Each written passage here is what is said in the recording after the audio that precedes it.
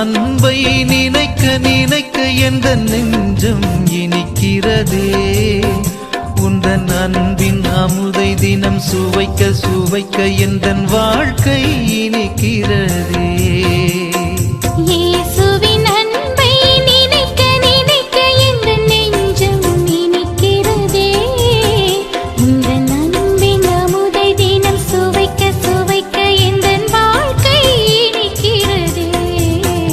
எந்தன் வாழ்க்கை இனிக்கிறதே.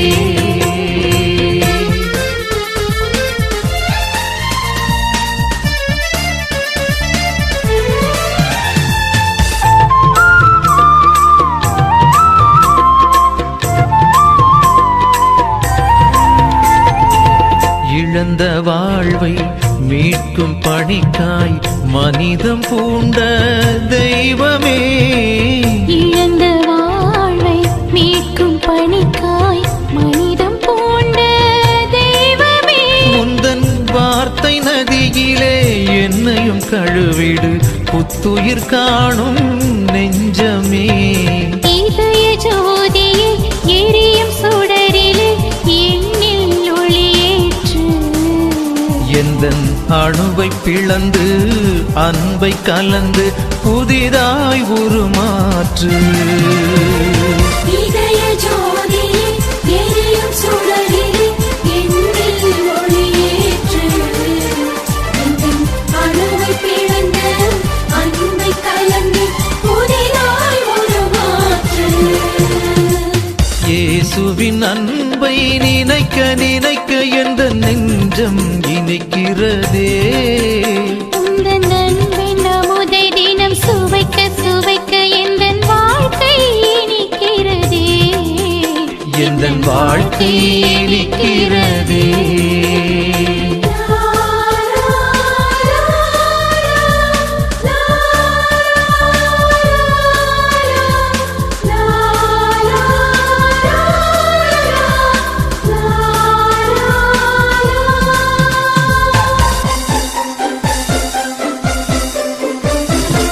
தகுதியில்லா ஏழை எனக்காய் உயிரை இழந்த நண்பனே. தகுதியில்லா ஏழை எனக்காய் உயிரை இழந்த நண்பனே. உந்தன் குருதி கனலிலே என்னையும் புடமிடு ஒளிரும் எந்தன் உள்ளமே. இதய ஜோதியே எரியும் சுடரிலே என்னில் ஒளியேற்று. எந்தன் அணுவை பிளந்து அன்பை கலந்து புதிதாய் உருமாற்று. இதய ஜோதியே எரியும் சுடரிலே என்னில் ஒளியேற்று. எந்தன் அணுவை பிளந்து அன்பை கலந்து புதிதாய் உருமாற்று. இயேசுவின் அன்பை நினைக்க நினைக்க எந்தன் நெஞ்சம் இனிக்கிறதே. உந்தன் அன்பின் அமுதை தினம் சுவைக்க சுவைக்க எந்தன் வாழ்க்கை இனிக்கிறதே. எந்தன் வாழ்க்கை இனிக்கிறதே.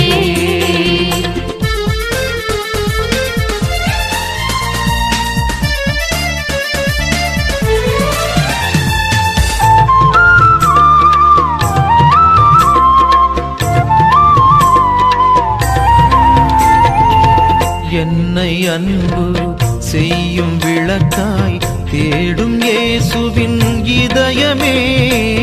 என்னை அன்பு செய்யும் விளக்காய் தேடும் இயேசுவின் இதயமே. உந்தன் இதய சுவருடன் என்னையும் தைத்திடு அமைதி கொள்ளும் இதயமே. இதய ஜோதியே எரியும் சுடரிலே எண்ணில் ஒளியேற்று.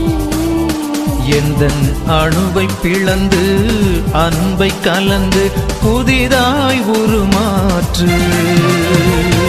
இதய ஜோதியே எரியும் சுடரிலே எண்ணில் ஒளியேற்று. எந்தன் அணுவை பிளந்து அன்பை கலந்து புதிதாய் உருமாற்று. இயேசுவின் அன்பை நினைக்க நினைக்க எந்த நெஞ்சம் இனிக்கிறதே உந்தன் அன்பின் அமுதை தினம் சுவைக்க சுவைக்க எந்தன் வாழ்க்கை இனிக்கிறதே இயேசுவின் அன்பை நினைக்க நினைக்க எந்த நெஞ்சம் இனிக்கிறதே உந்தன் அன்பின் அமுதை தினம் சுவைக்க சுவைக்க எந்தன் வாழ்க்கை இனிக்கிறதே எந்தன் வாழ்க்கை இனிக்கிறதே. ஜூன் மாதம் 26ஆம் தேதி புதன்கிழமை. முதல் வாசகம் அரசர்கள் 2ஆம் நூலிலிருந்து எடுக்கப்பட்டுள்ளது.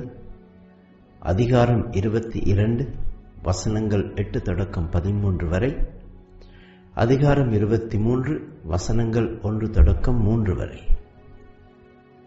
அந்நாட்களில் தலைமை குரு இல்க்கியா எழுத்தன் சாப்பானை நோக்கி, ஆண்டவரின் இல்லத்தில் ஒரு சட்ட நூலை கண்டெடுத்தேன் என்று சொல்லி அந்நூலை சாப்பானிடம் கொடுக்க அவனும் அதனை படித்தான். பின் எழுத்தன் சாப்பான் அரசரிடம் வந்து பதில் மொழியாக, அரசே, உம் அடியார்கள் கோவிலில் கிடைத்த பணத்தை சேகரித்து ஆண்டவரின் இல்லத்தில் வேலை செய்வோரின் மேற்பார்வையாளரிடம் கொடுத்து விட்டனர் என்று சொன்னான். மேலும் அவன் அரசரிடம், குரு இல்க்கியா என்னிடம் ஒரு நூலை கொடுத்துள்ளார் என்று கூறி அரசர் முன்னிலையில் அதை படித்து காட்டினான். அரசர் சட்ட நூலின் வார்த்தைகளை கேட்டதும் தம் ஆடைகளை கிழித்துக் கொண்டார். பின் குரு இல்க்கியாவையும் சாப்பானின் மகன் அகிகாமையும் மிகாயின் மகன் அக்கோரையும் எழுத்தன் சாப்பானையும் அரச அலுவலன் ஆசாயாவையும் நோக்கி, அரசர் இட்ட கட்டளை இதுவே, நீங்கள் போய் என்னை குறித்தும் மக்களை குறித்தும் யூதா முழுவதை குறித்தும் கண்டெடுக்கப்பட்ட இந்நூலில் என்ன எழுதப்பட்டுள்ளது என்று ஆண்டவரின் திருவுளத்தை தெரிந்து வாருங்கள். ஏனெனில் இந்நூலில் நமக்காக எழுதப்பட்டுள்ளவற்றிற்கு நம் மூதாதையர்கள் செவி கொடுக்கவும் இல்லை, அவற்றின்படி நடக்கவும் இல்லை. எனவே ஆண்டவரின் சினம் நமக்கு எதிராக கொழுந்துவிட்டு எரிகிறது என்றார். அரசரது அழைப்புக்கிணங்க யூதேயாவிலும் எருசலேமிலும் இருந்த பெரியோர்கள் யாவரும் அவரிடம் வந்து குழுமினர். அப்பொழுது அரசரும் யூதா நாட்டினர் அனைவரும், எருசலேம் குடிகள் அனைவரும், குருக்களும் இறைவாக்கினரும், சிறியோர் முதல் பெரியோர் வரை மக்கள் அனைவரும் ஆண்டவரின் இல்லத்திற்கு வந்தனர்.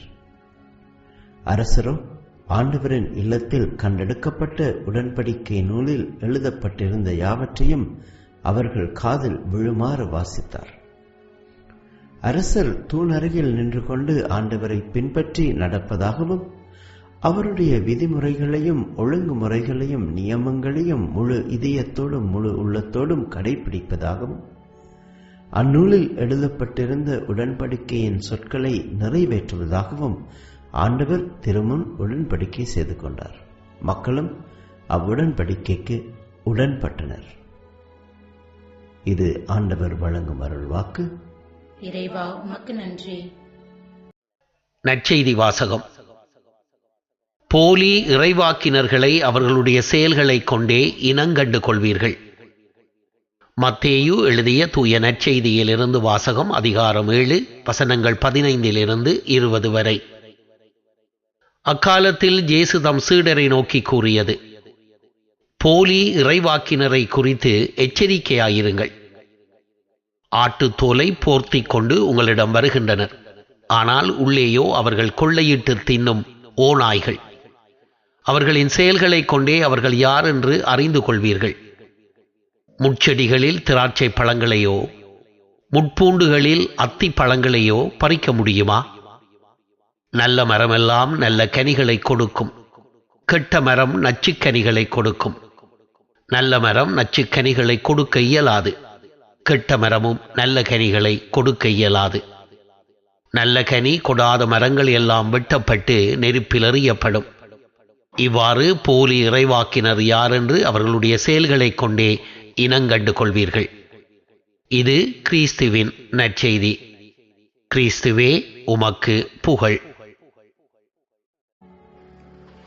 பிரியமானவர்களே, சீனாவைச் சேர்ந்த ஒரு விஞ்ஞானி விலை உயர்ந்த நுண்ணோக்கி மைக்ரோஸ்கோப் ஒன்றை வாங்கி தன் வீட்டிற்கு கொண்டு வந்தார்.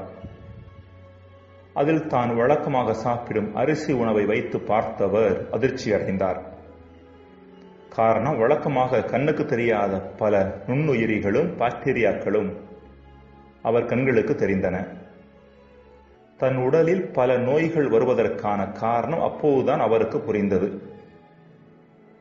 இருப்பினும் அரிசி உணவை தவிர வேறு உணவை அவரால் நினைத்து பார்க்க முடியவில்லை. எனவே என்ன செய்தார்? அரிசியை நுண்ணோக்கியின் வழியாக பார்ப்பதை நிறுத்திவிட்டார். நுண்ணோக்கியின் வழியாக பார்த்தால்தானே பல கசப்பான விஷயங்களை பார்க்க வேண்டியிருக்கிறது என்ற எண்ணம் அவருக்கு. இப்போது பாக்டீரியாக்களை பற்றிய பயமோ கவலையோ அவருக்கு இல்லை. இஸ்ரேல் மக்களின் வரலாற்றில் நடந்ததும் அதுதான். இறைவன் கொடுத்த திருச்சட்ட நூல் நுண்ணோக்கி போல செயல்பட்டு இஸ்ரேல் மக்கள் பாவம் செய்த போதெல்லாம், முக்கியமாக வேற்று தெய்வ வழிபாட்டில் மூழ்கிய போதெல்லாம் அவர்களுக்கு அதை சுட்டிக்காட்டி மனமாற்றத்திற்கு அழைத்தது. இது இஸ்ரேல் மக்களுக்கு, மிக முக்கியமாக மனாசே, ஆமோன் போன்ற அரசர்களுக்கு மிகவும் கசப்பாக இருந்தது. ஆகவே என்ன செய்தார்கள்? இறைவனின் திருச்சட்ட நூலுக்கு முக்கியத்துவம் கொடுப்பதை நிறுத்தினர். அதை ஆலயத்தின் ஒரு மூலையில் தூக்கி போட்டனர். ஆனால் மேற்கூறிய மனாசே, ஆமோன் ஆகியோருக்கு பின்னால் வந்த யோசியா அரசனோ ஒரு வித்தியாசமான அரசனாக இருந்தான். வெறுக்கப்பட வேண்டியது நுண்ணோக்கியான திருச்சட்ட நூல் அல்ல, மாறாக நோய்க்கிருமியான பாவ வாழ்வே என்பதை உணர்ந்து திருச்சட்ட நூலை மீட்டெடுக்க வைத்தான். அதன் ஒளியில் மக்கள் செய்த பாவங்களை சுட்டிக்காட்டி அவர்களை மனமாற்றத்திற்கு அழைத்தான். இதை விளக்குவதே இன்றைய முதல் வாசகம். அன்புக்குரியவர்களே, எபிரேயர் 4:12 கடவுளுடைய வார்த்தை இரு பக்கமும் வெட்டக்கூடிய எந்த வாளினும் கூர்மையானது என்று வாசிக்கிறோம். இரு பக்கமும் வெட்டக்கூடிய வாளை போன்று இறைவார்த்தைக்கும் இரு பரிமாணங்கள் உண்டு. ஒன்று ஆறுதல் அளிக்கும் பரிமாணம், இன்னொன்று மக்களுடைய தவறான வாழ்க்கை முறையை எவ்வித சமரசமுமின்றி கேள்விக்குட்படுத்தும் பரிமாணம். The purpose of the word of God is to comfort the afflicted and to afflict the comforted என்று சொல்வதுண்டு. கடவுளுடைய வார்த்தையின் நோக்கம் துன்பத்தில் வாடுவோருக்கு ஆறுதலை தருவதும், போலி சுய நிறைவில் மூழ்கி கிடப்பவர்களுக்கு சவாலை வழங்குவதாகும் என்று அந்த வாக்கியத்தை நாம் மொழிபெயர்க்கலாம். பழைய ஏற்பாட்டில் இதைத்தான் நாம் பார்க்கிறோம். இஸ்ரேல் மக்கள் நாடு கடத்தப்பட்டதன் காரணமாகவோ அல்லது வேறு காரணத்தினாலோ துன்பத்திலும் வேதனையிலும் விரக்தியிலும் வாடிய பொழுது இறைவன் அவர்களுக்கு இறைவாக்கினர் வழியாக ஆறுதல் அளித்தார், தேறுதலை வழங்கினார். ஆனால் அதே இஸ்ரேல் மக்கள் பாவத்திலும் தீமையிலும் மூழ்கி கிடந்த போது அவர்களது வாழ்வை கேள்விக்குட்படுத்தவும் தீமையை சுட்டிக்காட்டி மனமாற்றத்திற்கு அழைக்கவும் இறைவாக்கினர்களை அனுப்பினார். இஸ்ரேல் மக்களோ இறைவனது ஆறுதலை பெற்றுக்கொள்ள தயாராக இருந்தனர். ஆனால் தங்களது வாழ்வை கேள்விக்குட்படுத்தியதை அவர்கள் விரும்பவில்லை. அப்படிப்பட்ட சவால் மிக்க வார்த்தையை கொண்டு வந்த இறைவாக்கினர்களை வெறுத்தனர். எனவேதான் இஸ்ரேலையும் யூதாவையும் ஆண்டு வந்த பல அரசர்கள் திருச்சட்ட நூலை மூலையில் போடுவதிலும் இறைவாக்கினர்களை தங்களிடமிருந்து தூர தள்ளி வைப்பதிலும் குறியாக இருந்தனர். இதற்கு மாறாக தங்களின் தீய திட்டங்களுக்கு ஒத்தூதிய போலி இறைவாக்கினர்களை கூடவே வைத்துக் கொண்டு மேலும் மேலும் நெறிதவறி சென்றனர். யோசியா போன்ற மிகச்சில அரசர்களே இதற்கு விதிவிலக்காக இருந்தனர். அன்புக்குரியவர்களே, இன்றும் கூட நம் நிலைமை வித்தியாசமானதல்ல. இறைவனிடமிருந்து ஆறுதலை அதிகமாக எதிர்பார்க்கும் நாம், அதே இறைவன் நம் வாழ்வை கேள்விக்குட்படுத்துவதை நாம் விரும்புவதில்லை. அப்படிப்பட்ட போதனைகளை நாம் விரும்புவது கிடையாது. இதன் காரணமாக இறைவனின் ஆறுதலை மட்டுமே அதிகமாக பேசும் போதகர்களின் எண்ணிக்கை இன்று அதிகமாகிக் கொண்டிருக்கிறது. அவ்வாறு பேசி தங்களது செல்வாக்கையும் பொருளாதாரத்தையும் அவர்கள் விரிவாக்கிக் கொள்வதில் குறியாக இருக்கின்றார்கள். இப்படிப்பட்டவர்களை இன்றைய நற்செய்தியில் சுட்டிக்காட்டப்படுகின்ற போலி இறைவாக்கினர்கள். புனித பவுல் 2 தீமோத்தேயு 4:3-5 வசனங்களில் இவ்வாறு சொல்கின்றார். ஒரு காலம் வரும், அப்போது மக்கள் நலம் தரும் போதனையை தாங்க மாட்டார்கள். மாறாக செவி தினவு கொண்டவர்களாக தங்கள் தீய நாட்டங்களுக்கு ஏற்ப தங்களுக்கென போதகர்களை திரட்டிக் கொள்வார்கள். உண்மைக்கு செவிசாய்க்க மறுத்து புனைக்கதைகளை நாடிச் செல்வார்கள். நீயோ அனைத்திலும் அறிவு தெளிவோடு இரு. அன்புக்குரியவர்களே, புனித பவுலின் இந்த வார்த்தைகள் நமக்கு எச்சரிக்கை தருபவனாக இருக்கின்றன என்பதை நாம் உணர்ந்து கொள்வது அவசியம். ஜெபம். இறைவா, உம் வார்த்தையை வெறும் மன ஆறுதலுக்காக மட்டும் தேடாமல் எம் வாழ்வை சீர்தூக்கி பார்க்க விரும்பும் கருவியாகவும் அணுக வரம் தாரும். ஆமேன்.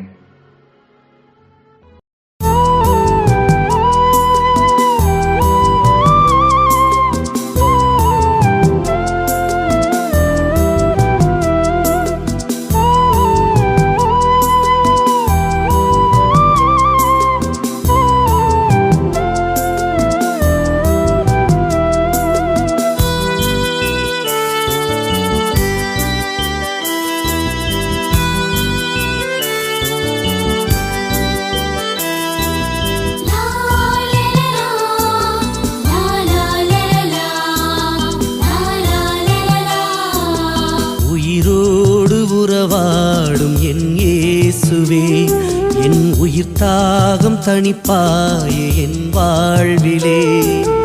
உயிரோடு உறவாடும் என் இயேசுவே, என் உயிர் தாகம் தணிப்பாயே என் வாழ்விலே. என் சொந்தம் நீயாக, உன் வார்த்தை வாழ்வாக. என் சொந்தம் நீயாக, உன் வார்த்தை வாழ்வாக. உன் வசம் நானாகிறேன் என் இயேசுவே, உன் வசம் நானாகிறேன். உயிரோடு உறவாடும் என் இயேசுவே, என் உயிர் தாகம் தணிப்பாய் என் வாழ்விலே.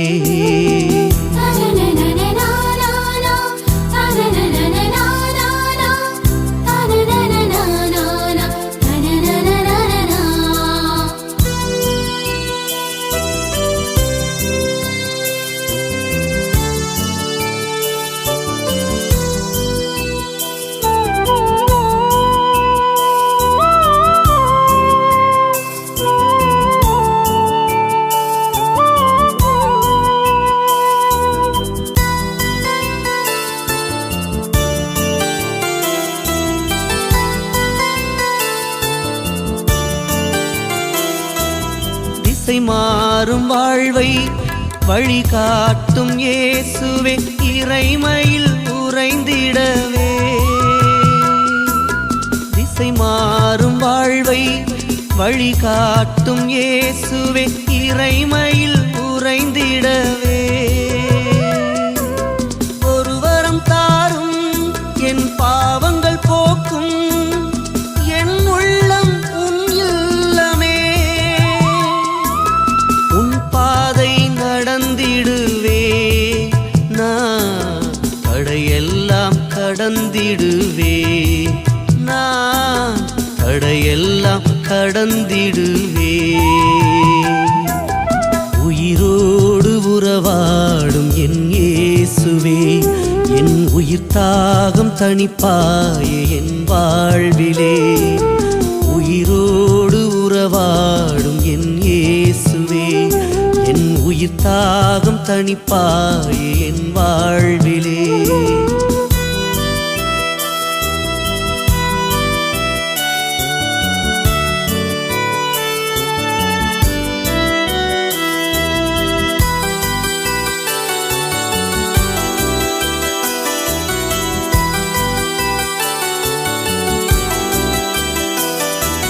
தேர்ந்தெடுத்த என்னை தேற்றிடும் தெய்வம், மனித உரு கொடுத்தார். தேர்ந்தெடுத்த என்னை தேற்றிடும் தெய்வம் மனித உரு கொடுத்தார். என் இயேசுவே நீ பேசுவே, உன் பாசம் என் வாசமே. உன் பாதம் பணிந்திடுவே, நான் உன் நாமம் இசைத்திடுவே. நான் உன் நாமம் இசைத்திடுவே. உயிரோடு உறவாடும் என் இயேசுவே, என் உயிர் தாகம் தணிப்பாயே என் வாழ்விலே. உயிரோடு உறவாடும் என் இயேசுவே, என் உயிர் தாகம் தணிப்பாயே என் வாழ்விலே. என் சொந்தம் நீயாக, உன் வார்த்தை வாழ்வாக. என் சொந்தம் நீயாக, உன் வார்த்தை வாழ்வாக. உன் வசம் நானாகிறேன் என் இயேசுவே, உன் வசம் நானாகிறேன். உயிரோடு உறவாடும் என் இயேசுவே, என் உயிர் தாகம் தணிப்பாயே என் வாழ்விலே. உயிரோடு உறவாடும் என் இயேசுவே, என் உயிர் தாகம் தணிப்பாயே என் வாழ்விலே. என் உயிர் தாகம் தணிப்பாயே